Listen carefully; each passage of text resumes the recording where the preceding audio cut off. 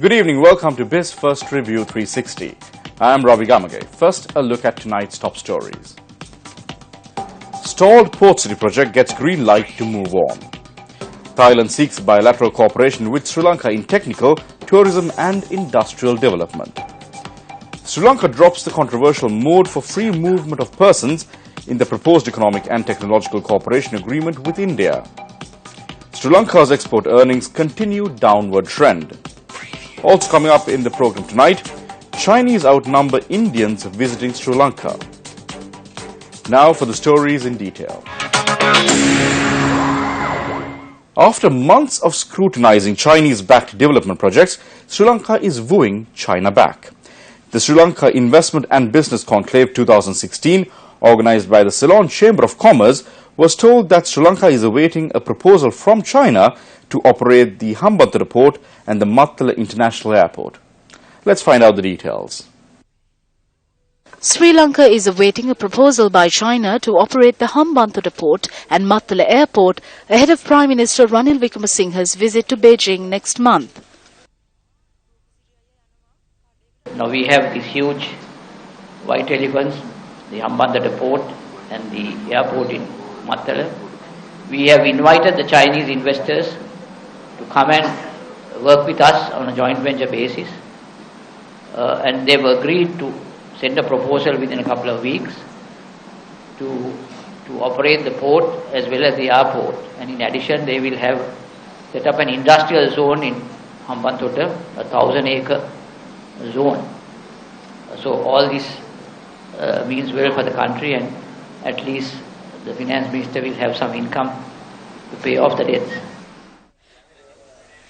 Minister of Strategic Development and International Trade Malik Samaravikrama told an investment forum in Colombo that Sri Lanka has ironed out issues relating to development projects backed by China. The stalled Port City project has also got the green light to proceed with amendments to the original plan. The Port City project, which had been suspended for a while pending the approval of the EIA, can now resume because the EIA is now available. I think we'll get the written approval today. So very soon they can recommence on the Port City project. There will be few amendments to the original agreement that I will believe can be done within this course of this month. The land will not be on a freehold basis. It will be on a 99-year leasehold basis, and the development of once the land is filled, the whole project will be under a joint venture between the Chinese company and the government of Sri Lanka. That's the other big change. And the agreement will proceed as per what has been, the project will proceed with, as per the agreement that has been signed. So there will be no issues on that. China is also keen on the proposed Indo-Sri Lanka economic partnership. As you know, when we were in China, they were also extremely keen on us finalizing this economic cooperation agreement with India because they are setting up industries in Sri Lanka.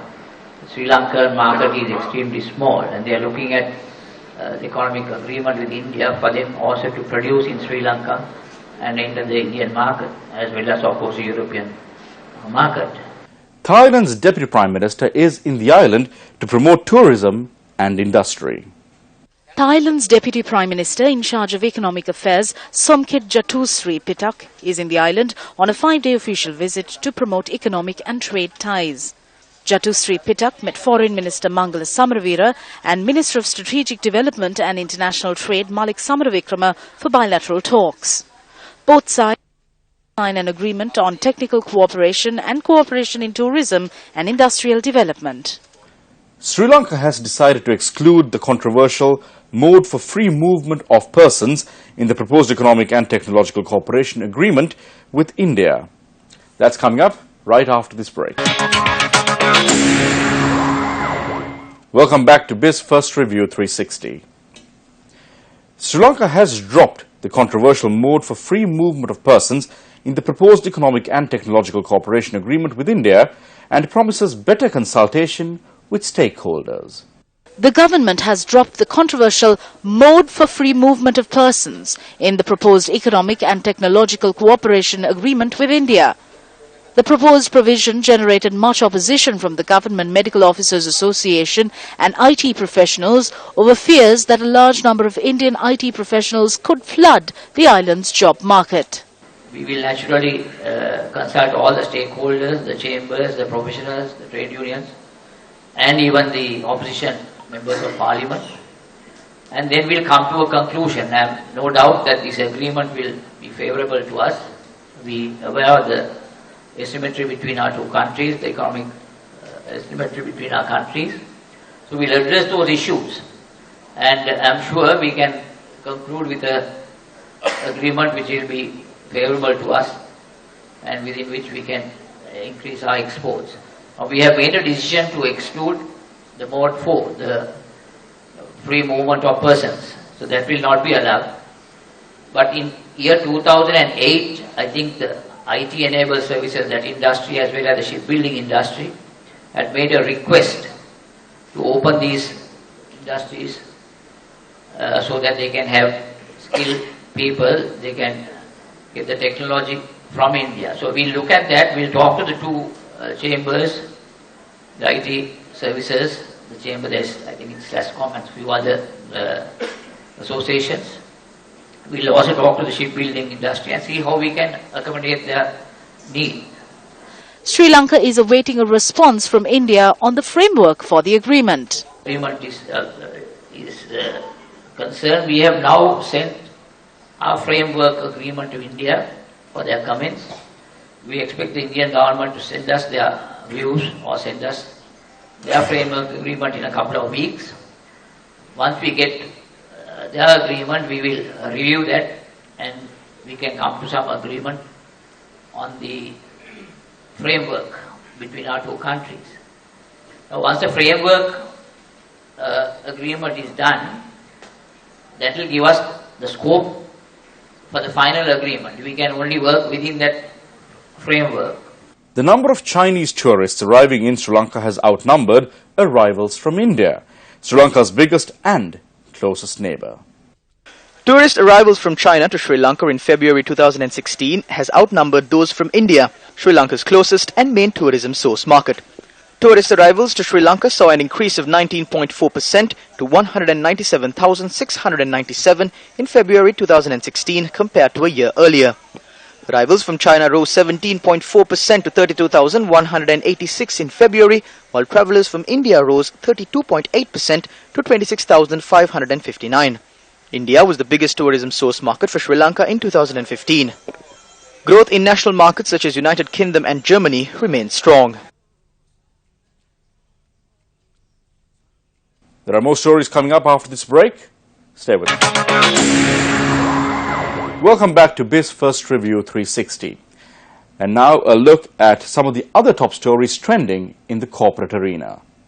Businesses often seek emerging technologies for new services or devices that help them to become competitive in markets.